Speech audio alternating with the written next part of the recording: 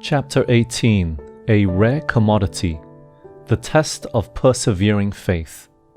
When the Son of Man cometh, shall he find faith on the earth? Luke 18, verse 8. Many have heard of the famous John Knox, who pleaded, "Give me Scotland, Lord, or I die." Knox, like other reformers, had been convicted of the errors in the Church of Rome and was determined to see Scotland set free from its control. His friends, seeing his passion for God's word, urged him to preach and teach, but initially he, feeling feeble and incapable for the daunting task, resisted. Finally, he was convicted and took up the work with a passion that would not be swayed. God heard his prayers, and at last Scotland was freed from popery.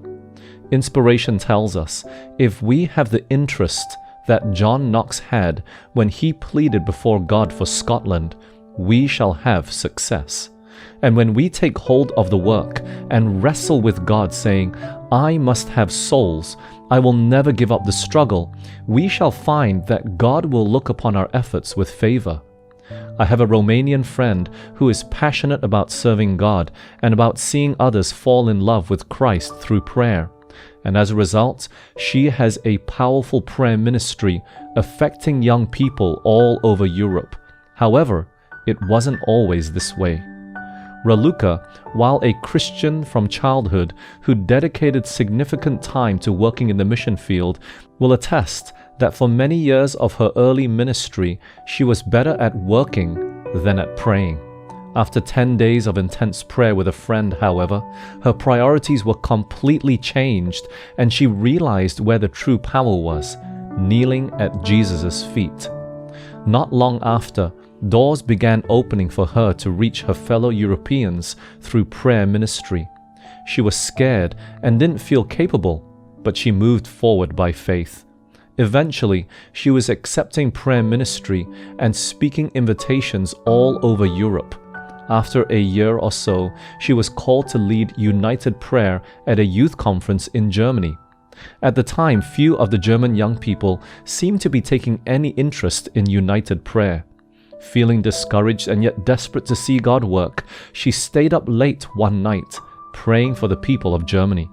Surprising herself, she began to pray earnestly, "Give me Germany, Lord, or I die."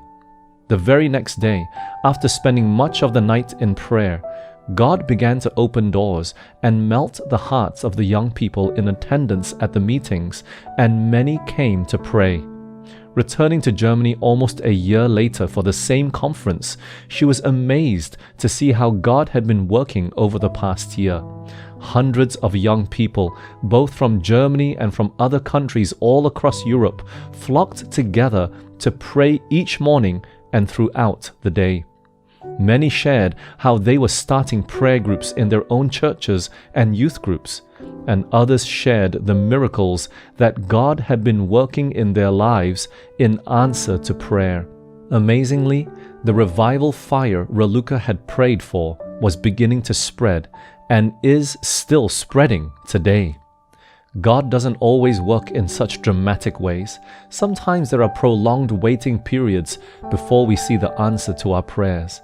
And sometimes He wants to test us to know if our prayers are truly sincere.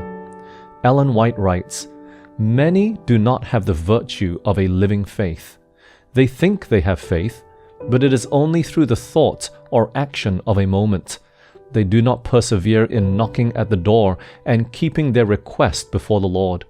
Our prayers are to be fervent and earnest, as were the petitions of the needy friend who asked for the loaves at midnight.